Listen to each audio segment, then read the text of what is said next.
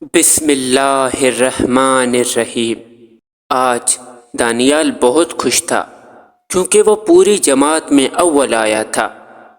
اگلے دن جب وہ اسکول گیا تو اس کے ہم جماعت نوید نے تعریفی لہجے میں کہا، واہ بھائی، دانی نے تو میدان ہی مار لیا۔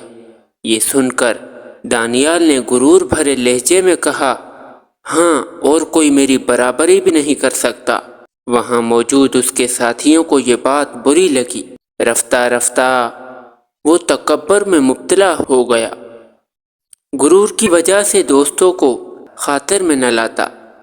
آہستہ آہستہ وہ اپنے دوست کھوتا جا رہا تھا۔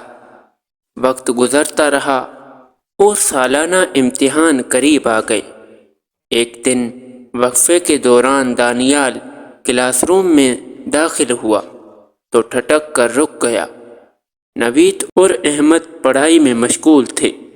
وہ تیزی سے آگے بڑھا اور ایک جھٹکے سے نوید کی کتاب بند کر دی اور بولا، اتنی محنت مت کرو، اول تو میں ہی آؤں گا۔ نوید اور احمد کو اس کی بدتمیزی پر غصہ تو آیا، لیکن انہوں نے مصلحت سے کام لیا اور خاموش رہے۔ امتحانات کے دوران دانیال کے پرچے تو اس کے خیال میں بہت اچھے ہوئے، لیکن اسے بے چینی تھی۔ وہ پوری طرح مطمئن نہیں تھا۔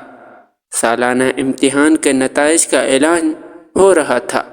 سوم عبدل، دوم احمد اور اول نوید آیا تھا۔ ان کے نمبر اتنے زیادہ اچھے تھے کہ ایک لمحے کے لیے دانیال چکرا ہی گیا۔ اول تو کیا، دوم سوم تک نہ آ سکا۔ غرور کا سر نیچا ہو گیا۔